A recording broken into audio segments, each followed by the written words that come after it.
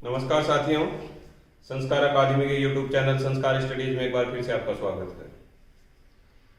पिछली क्लास में अपन बात करे थे इत संज्ञक सूत्रों के बारे में। इत संज्ञक सूत्रों के बारे में यहां इस संज्ञा के संबंध में मैंने बताया था आप लोगों को कि इस संज्ञा का प्रयोजन होता है जब जब इस संज्ञा होती है कुछ ना कुछ नया प्रयोजन ही ये साथ लेकर के आती हैं। शब्दों को शुद्ध, परिष्कृत, परिमार्जित और उपयोग हेतु बनाने के लिए ही इस संज्ञा का प्रयोग निश्चित है। यहाँ इस संज्ञा के प्रकरण में मैंने कहा था कि जो व्याकरणाचार्य है उन्होंने 6 सूत्रों की चर्चा की है। इस संज्ञा के 6 सूत्रों की चर्चा की है। षड सूत्र,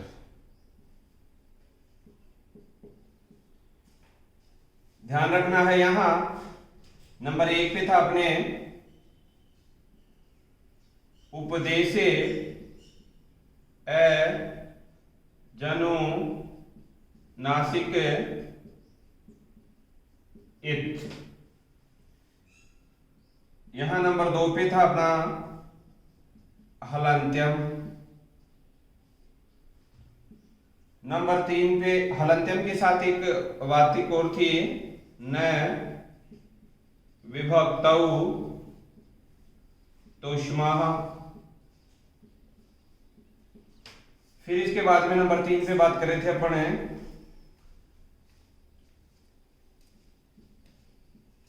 आदिर टू डवः, और बात की थी अपन ने शह प्रत्ययस्य।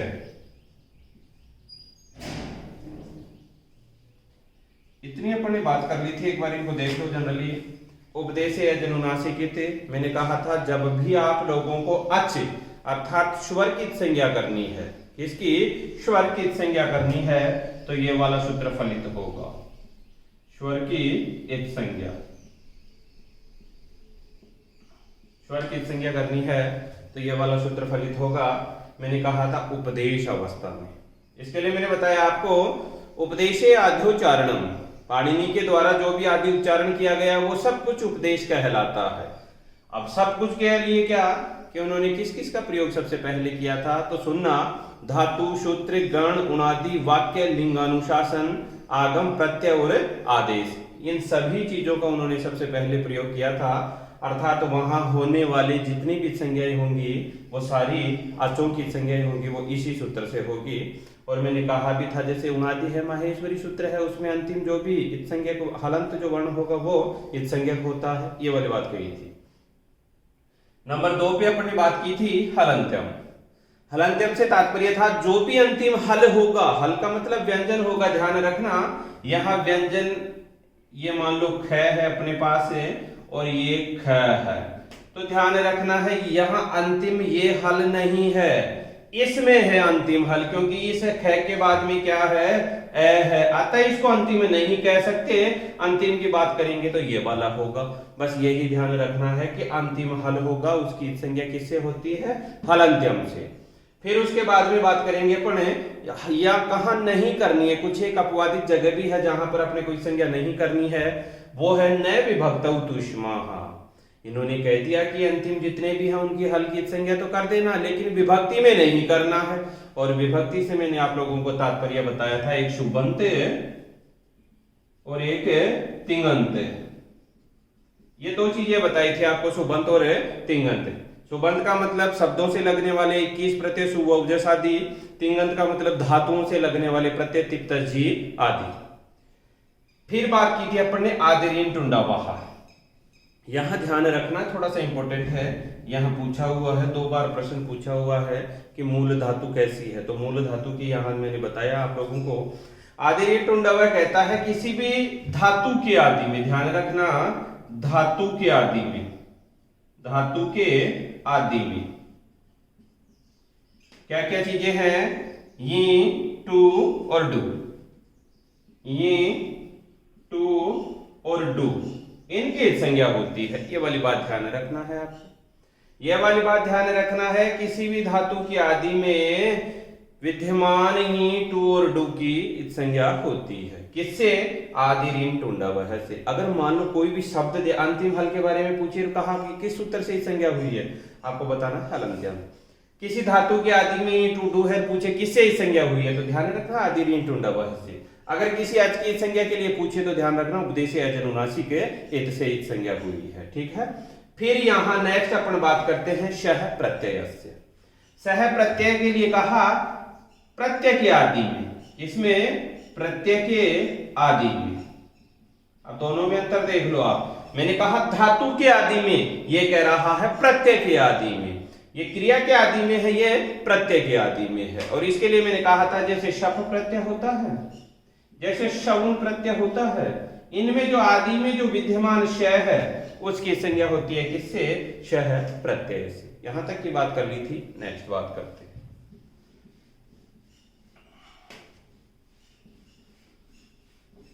इनके क्रम में अगले वाला सूत्र है अपने नंबर 5 का। नंबर 5 है अपने पास यहां चुटु।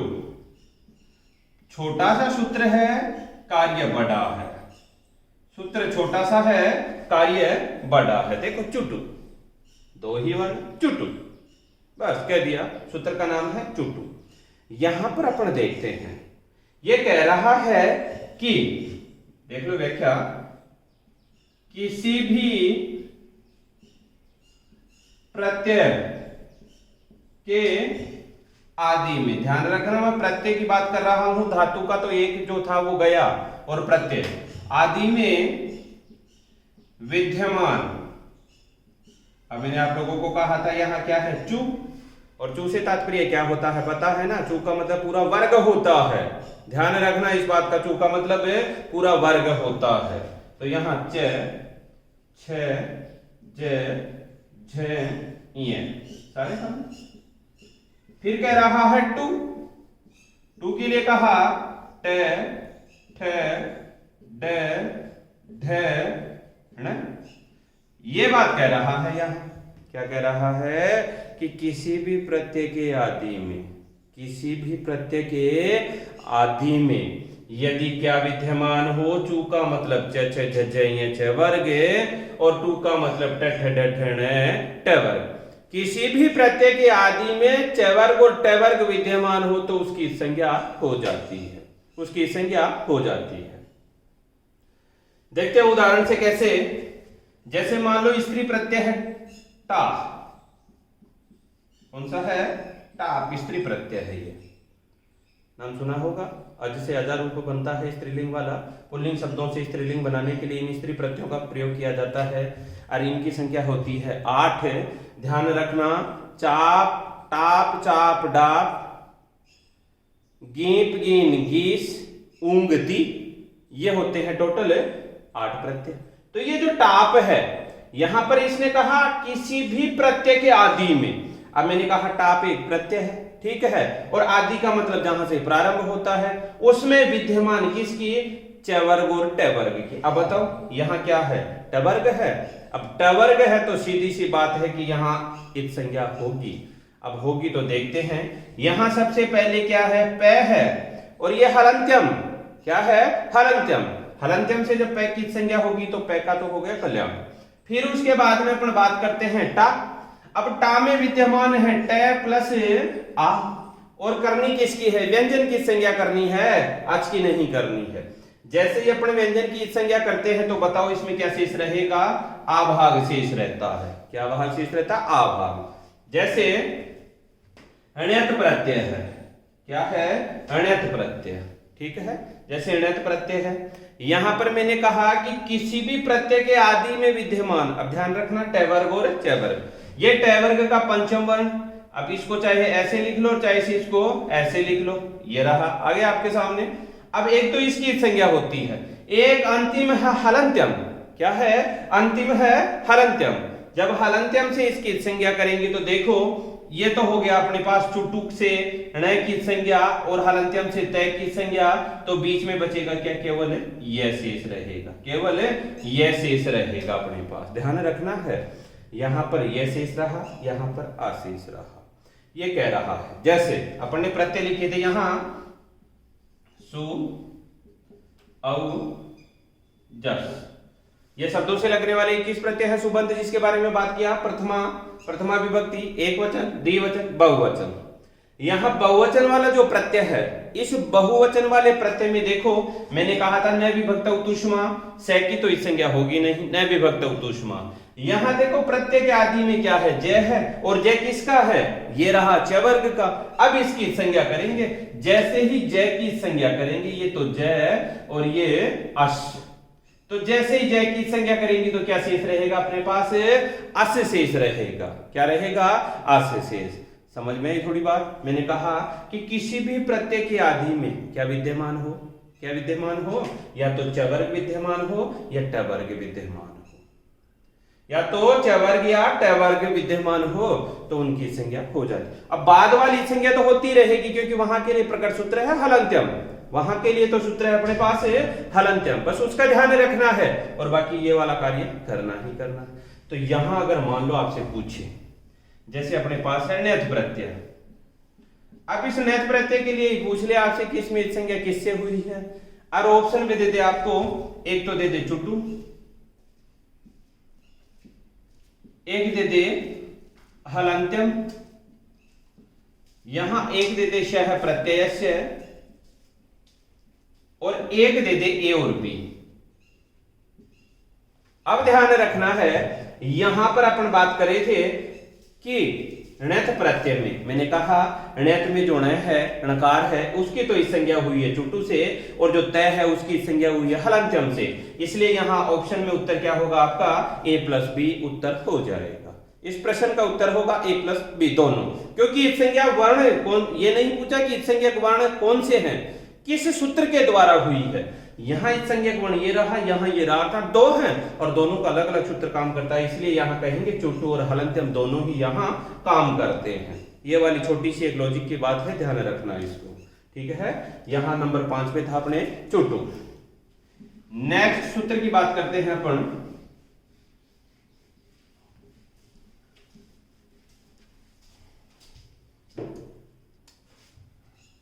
यहां बात करे थे अपन नंबर 6 सूत्र की। यहां संख्या की तो 6 ही बताई थी, तो नंबर है अपना 6। सड यहां पर सूत्र है लश क्वत धीते, लश क्वत धीते, बड़ी ही अच्छी बात है, लश क्वत धीते।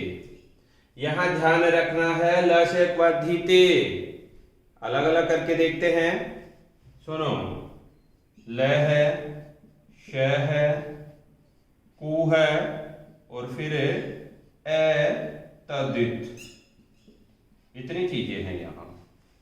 कितनी चीजें हैं, ल है, श है, कु है, ए तद्धित है। अब इनको समझो एक एक को। ल का मतलब ल ही होता है, श का मतलब श ही होता है, कु का मतलब क ख ग घ ग, ये होता है कु, ठीक है। अब यहां से आगे चलते हैं एतद्धित, थोड़ा सा देख लेते हैं एक बार। एतद्धित का मतलब क्या होता है, तद्धित का मतलब क्या होता है, देखो सुनना। यहां प्रत्यय, प्रत्यय 3 प्रकार के, देखो आप खुद ही, पहला है कृत प्रत्यय, दूसरा है तद्धित प्रत्यय, और तीसरा है स्त्री प्रत्यय, ठीक है। कृत प्रत्यय, तद्धित प्रत्यय और स्त्री प्रत्यय, और यहां कह रहा एतद्धित। अब सोचो, यहां कृत का एक भाग होता है कृत्य, प्रत्यय प्रकरण में पढ़ाऊंगा आपको, कृत्यों की संख्या होती है 7। अब यहां ये कह रहा है तद्धित और बात कर रहा है एतद्धित की, जो तद्धित नहीं हो।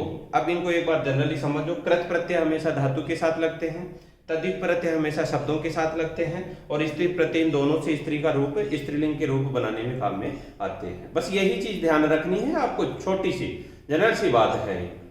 यहां एतद्धित की बात कर रहा है तो ध्यान रखना इससे भिन्न होना चाहिए, इससे भिन्न। अब बताओ इससे भिन्न क्या होगा, कृत प्रत्यय होगा, अर्थात ऐसा कोई कृत प्रत्यय, ऐसा कोई कृत प्रत्यय हो, तद्धित नहीं हो, कृत हो, वो कृत प्रत्यय होगा कि उसमें उस प्रत्यय के आदि में क्या विद्यमान हो, डायरेक्ट व्याख्या ही लिख देते हैं, किसी भी कृत प्रत्यय अर्थात एतद्धित किसी भी कृत प्रत्यय के आदि में विद्यमान सुनना ल से और कवर, ठीक है, ल से कवर के लिए क ख ग घ ग, ठीक है, कि एक संज्ञा होती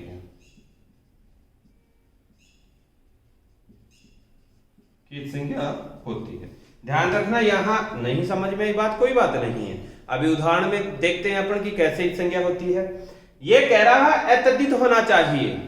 अब वो एतद्धित का मतलब तो डायरेक्ट यही होता है कि वो कौन सा प्रत्यय हो, कृत प्रत्यय होना चाहिए। कौन सा हो, कृत प्रत्यय होना चाहिए, ठीक है। अब यहां देखते हैं, एक प्रत्यय चलता है अपने पास ल्यप, एक प्रत्यय चलता है क्यप, ठीक है, एक ल्यप चलता है, एक क्यप चलता है। मान लो ऐसे, वो कह रहा है किसी भी प्रत्यय के आदि में लकार शकार और कवर्ग की संज्ञा होती है। ये तो क्या है, लकार, क्या है, लकार। अब यहां अपन बात करें तो देखो, अंतिम तो हलंत्यम से होगा, अंतिम को सोचना नहीं है, अंतिम वाला हल वर्ण होगा वो हलंत्यम से ही होगा, ठीक है। तो यहां तो काम कर गया अपना हलंत्यम, ठीक है, और यहां काम कर गया अपना ये वाला लशक्वात धीते, ये वाला सूत्र काम कर गया लशक्वात धीते। अब ये दोनों सूत्र जब काम करेंगे तो यहां ल की संज्ञा हुई, यहां पै की संज्ञा हुई, तो बताओ क्या शेष रहेगा, केवल यह भाग शेष रहेगा। क्या रहेगा, केवल यह भाग शेष रहेगा। जैसे अपन ने देखा यहां क्यप है, मैंने कहा पीछे वाला हो, अंतिम हो और हल वर्ण हो तो डायरेक्ट हलंत्यम, ये संज्ञा होनी है, डायरेक्ट करो हलंत्यम। क्या करना है, हलंत्यम, सीधा सीधा इस संज्ञा का प्रयोजन रखेंगे अंतिम के लिए हलंत्यम से, लेकिन वो व्यंजन होना चाहिए, कहीं स्वर के बीच में मत चले जाना, उसके लिए तो एक प्रकट सूत्र है। और आदि में क्या है, कह, ये रहा कह। अब बताओ यहां मैंने कहा कवर, क ख ग घ ङ, ठीक है। अब यहां पर कवर्ग है, यहां पर पै है, तो ये कवर की संज्ञा तो हुई लश्पधीते से, और यहां पर पै की संज्ञा होगी किससे, हलंत्यम से। अब बताओ यहां शेष क्या रहा, यह शेष रहा। अब आप कहोगे कि यहां भी ये, यहां भी है और ण्यत में भी यही है, तो बताओ अपन पहचानेंगे कैसे। प्रत्यय प्रकरण में बताऊंगा आप लोगों को कि सीधा सीधा इनका फॉर्मूला क्या है, ठीक है।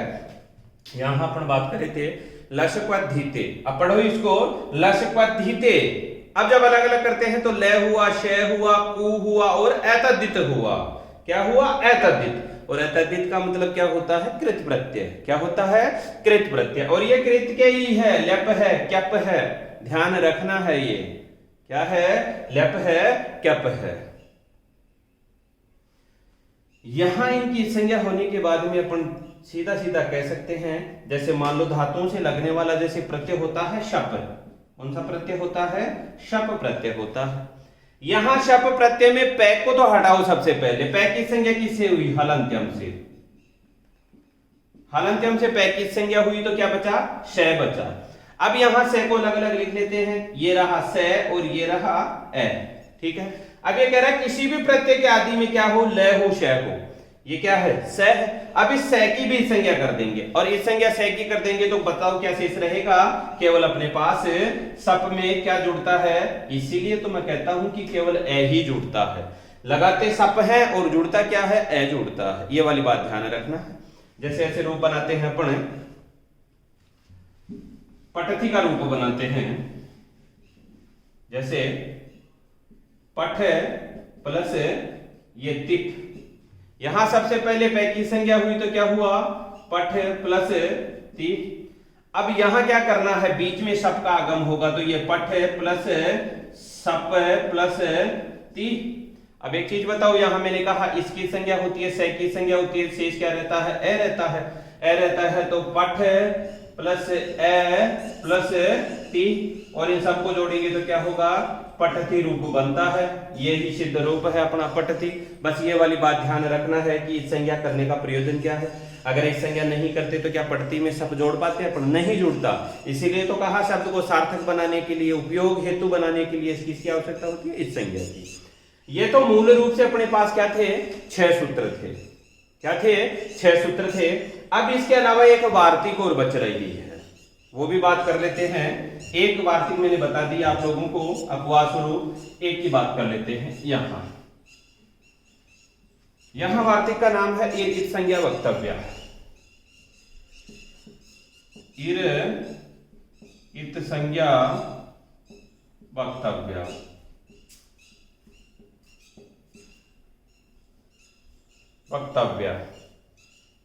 यहां ध्यान रखना है, ये तो ज्यादा उपयोग का नहीं है, बाकी नॉर्मल सी बात है यहां कि डायरेक्ट अपन क्या करते हैं। यहां ये कह रहा है किसी भी धातु के अंत में, ध्यान रखना, किसी भी धातु के अंत में विद्यमान ईर भाग, कौन सा, ईर भाग की एक संज्ञा होती है।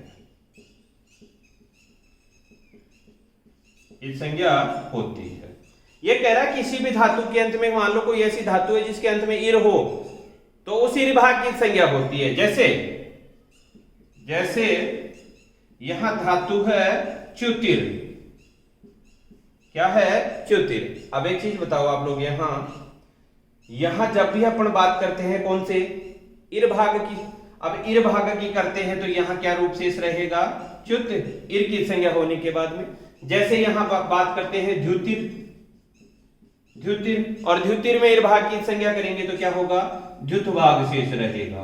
बस ये नॉर्मल सी वार्तिक है, यहां से प्रश्न नहीं बनता है। आपके नोटिस के लिए ही मैंने ये चीज बताई है। आई होप आप सब लोग समझे होंगे। अगर एक बार में समझ में नहीं आया है तो वीडियो को बार बार देखिए। आप जब भी टाइम मिले आप वीडियो को दोबारा देखिए। अगर इस सिस्टम को आवर्ती में लाएंगे अपन तो निश्चित रूप से ये भाषा समझ में आएगी। आगे की बात करेंगे नेक्स्ट क्लास में। धन्यवाद।